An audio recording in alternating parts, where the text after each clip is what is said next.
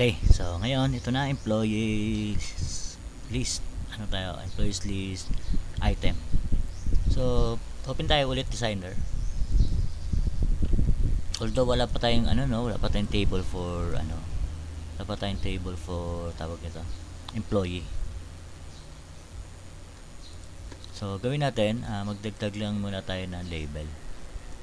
So, kunin natin, kailangan natin syempre ID. Hindi natin display siguro yung ID, siguro na lang. Full name, ito yung full name niya. Iano natin.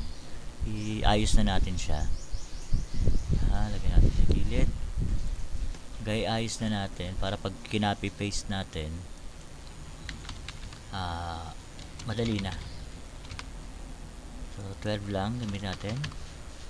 Tapos center left. Yan. So full name. Tapos ano bang department, kailangan ba natin yan? Oops.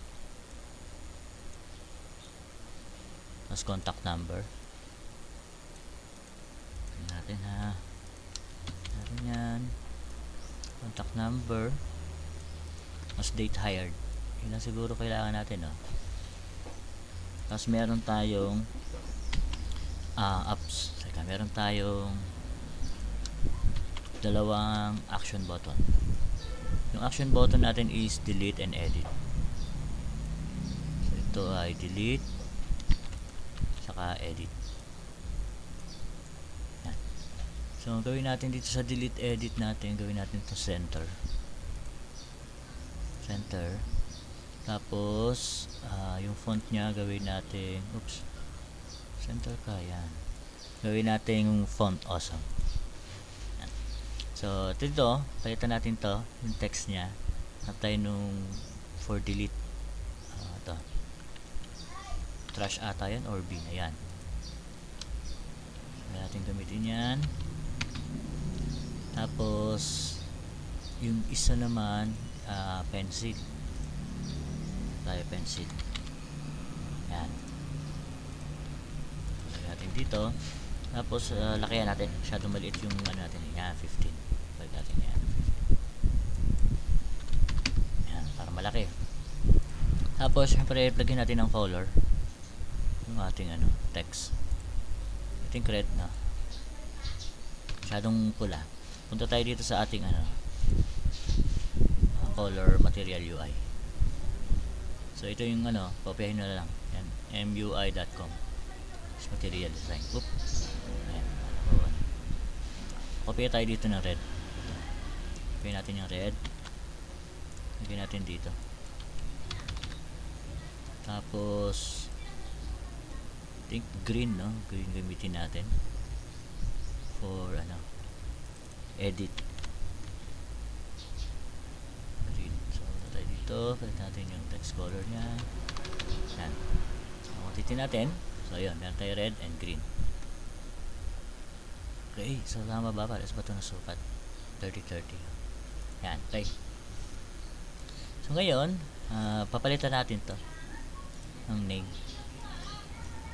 Ito ay LBL employee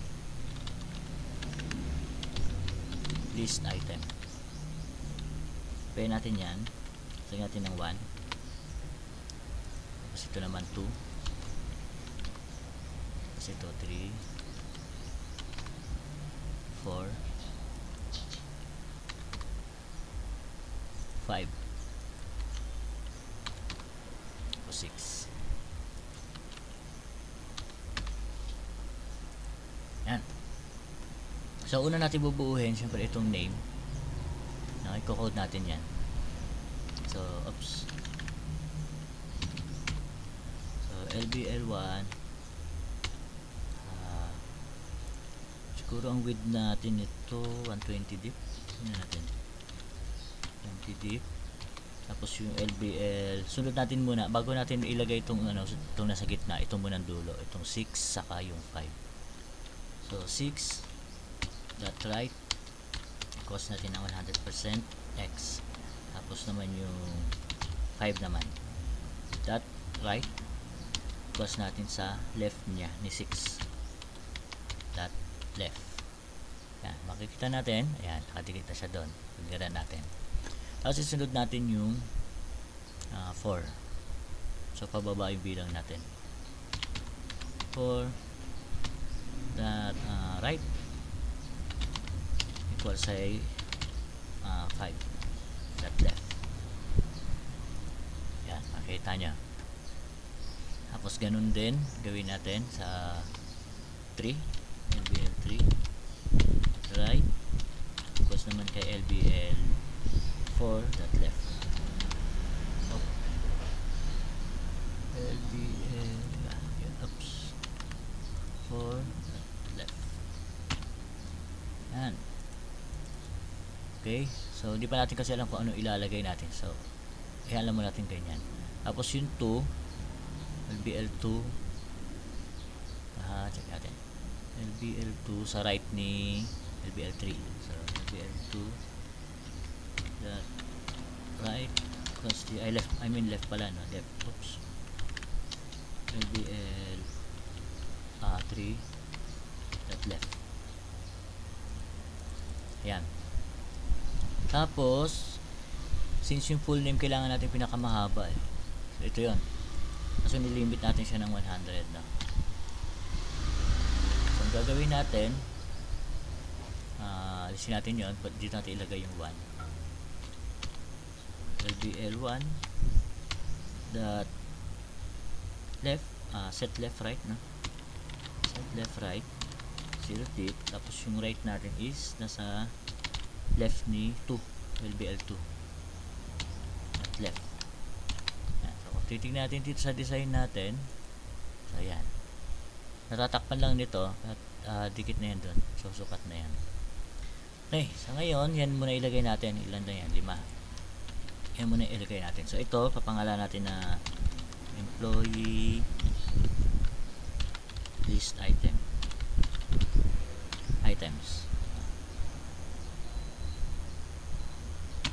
Okay. Tapos declare natin siya. Dapat tayo dito sa employee list. So dapat employee list yung lalabas. Okay. So gagawa tayo ngayon ng employee list dito. Nagdagdag tayo ng code module. Code module employee. Yan lagay natin, employees. O employees lagay natin. Yan, gawa tayo employees. Tapos gawa tayo dito ngayon ng sub private I think public sub siguro. Public sub load layout.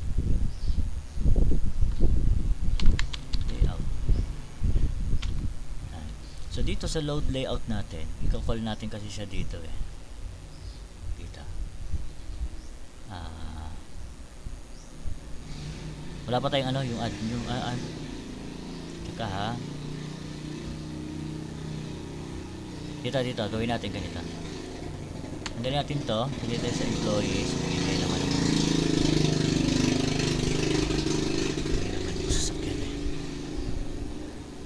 MDI form. So ito i-public natin. So gagawin natin MDI dot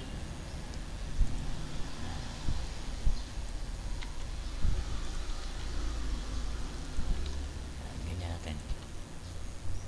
Tapos syempre ito kunin natin, lipat natin dito sa employee. Yan. Tapos yung employee, no, lagyan natin siya employees list or list of employee.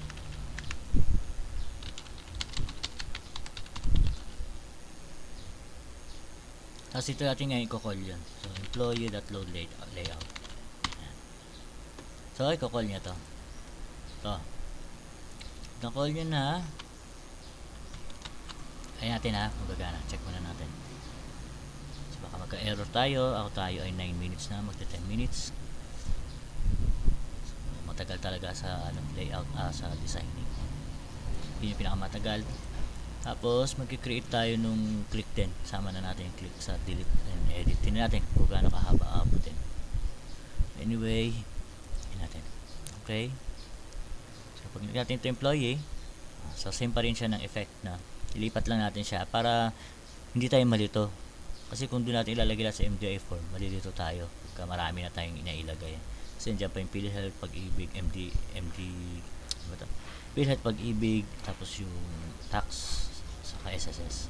Nandun pa. Marami tayong ilalagay dyan. So ngayon, same effect siya. Okay.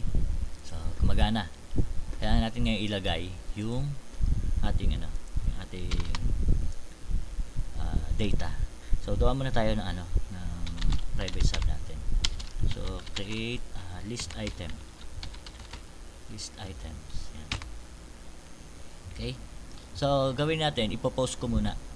Tapos, post nyo lang dyan sa video nyo para mabilis kasi kung ita-type ko matagal eh. No? So, post ko muna. Okay. So, ayun. No? Ito, post nyo lang. Tapos, copyahin nyo lang ito. Naglagay lang ako ng ID, full name, department, contact, date hired, tapos width and height. No? Tapos ito, copy nyo na lang dito. Ito yung ating employees list items, no? Yun yung ginamit natin, ilo-load natin yan, layout na yan. Tapos, kung ano yung design natin doon, full name, so yun lalagyan natin sa ating one. No? I think madadagdag tayo for ID. Madadagdag tayo dito. So, ginawa ko lang, dito lang right click, tapos generate. Sinelect all ko lang, tapos before X, view, tapos generate member. So, magdadagdag tayo ng isa. So, gamitin natin, label din syempre. Tapos ito, ano natin, hindi natin siya gagawin visible. So, ito, papangalan natin dito.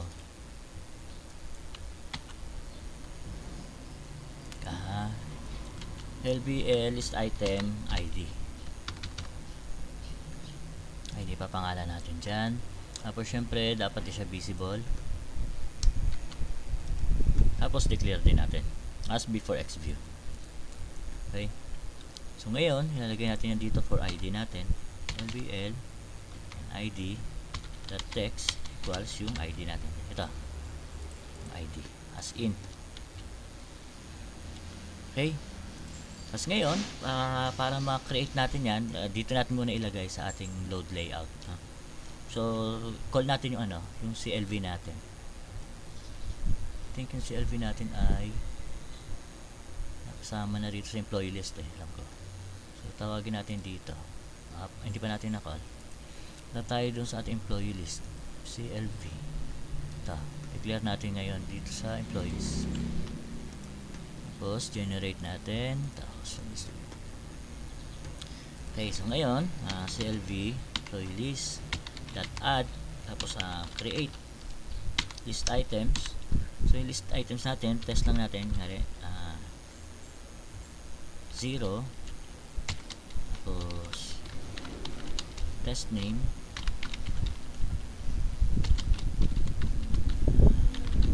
test department tapos test contact. Ano lang natin to, testing na naman para makita nyo lang kung paano ba siya nagdi-display. As ang width natin I think 40.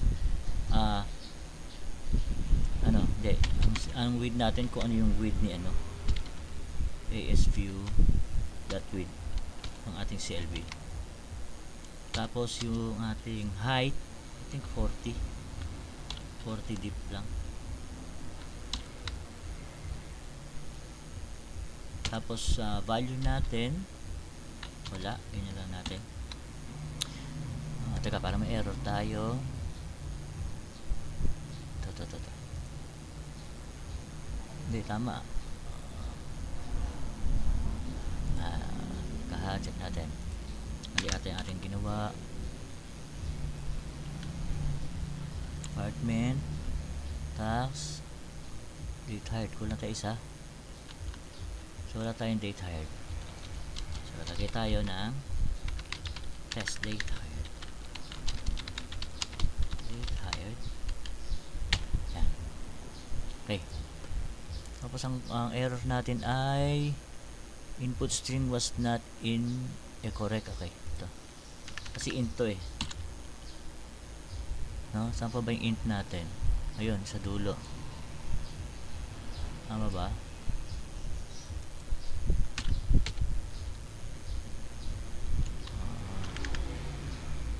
Tama, object. Okay na yan eh, as string. Ito. TD pa yun. So, yun yung wala natin. So, ngayon, kapag nirun natin yan, sana wala tayong error. Dahil 15 minutes na. List items pa lang ating ginagawa. So, tignan natin. Okay. So, employee. Ayun, may error tayo. So, dahil check lang natin ha. Loader up. Wait. String can't because loader bootstrap. So, ang error natin ay nandito. Create list natin. Check ko muna ha. Balik ako. So, upon checking, no, meron tayong kulang. So, hindi natin siya na-return as pain. Dapat natin siya i-return as pain. Tapos dito, kailangan natin i-return yung yung P. Ito. So, try natin ulit. Yun lang yung kulang natin.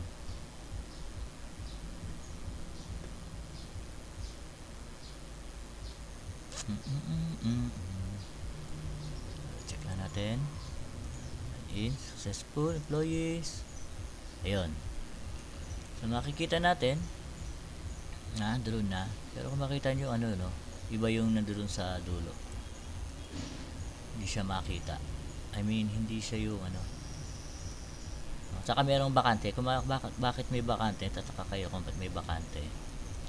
Kasi dito yan. So, tayo dito sa ating list. Pero si LB, alisin natin yung niya, scroll bar. Pag inalis natin yan, tapos yung divider, gawin natin 0 to.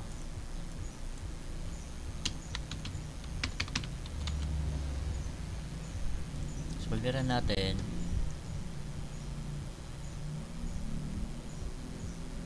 check natin ulit. Okay na.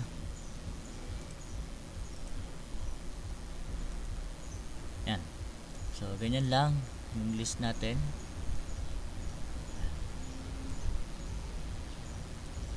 Pwede natin ayusin yan, i-adjust natin susunod. Wala lang tayo dito yung sa headers. Pero pwede tayong maglagay ng headers dyan. Medyo humaba na naman kasi itong ating tutorial. So, yung ngayon, ito muna. Hayaan muna natin siyang ganyan. Pero at least meron na tayong list view. So, para dagdag tayo, para makita nyo yung maglagay tayo ng loop.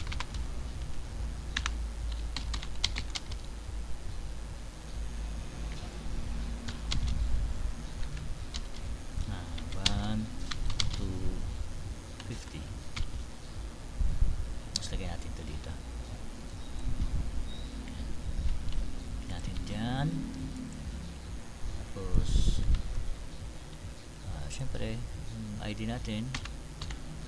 Tapos dito, ID dito, pwede natin lagay yan dyan.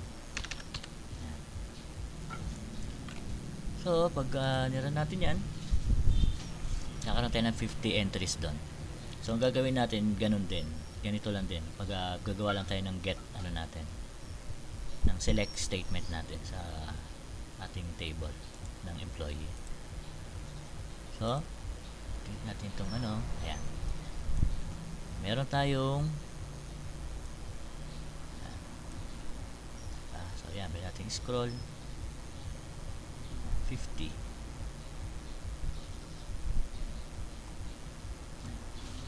Okay. So, ngayon, di ko alam kung ba't yun adjust na rin natin para bago natin tapusin itong ating tutorial. Adjust na natin yung mga ito. I think 15 din ito. 12 siya pero di ko alam bakit 15 ang lumalabas.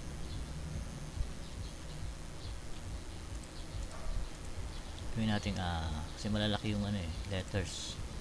Malalaki yung font natin. Gawin natin 10.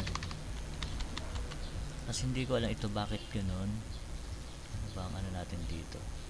Font awesome 15. I think dito tayo may problema.